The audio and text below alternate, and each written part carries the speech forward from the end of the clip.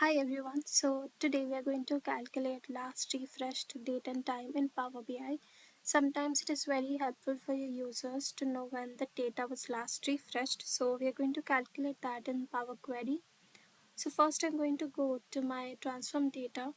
From the new sources, I'm going to select a blank query,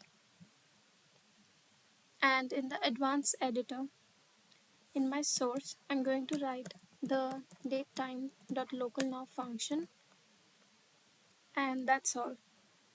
So this is not a table, so I'm going to convert it to table now.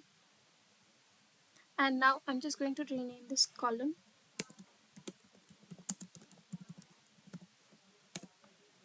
and I'll change the data type to date and time, and I'll rename this query.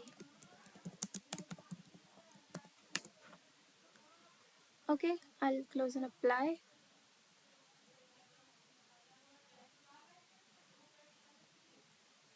Now I'm just going to display this in a card.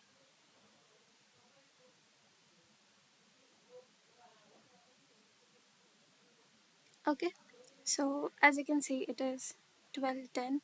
When I refresh my data, these values are going to change. So every time you're refreshing your data, this is automatically going to update. This especially helps in schedule refreshes. It lets your user know when the data was last refreshed. So thank you for watching this video.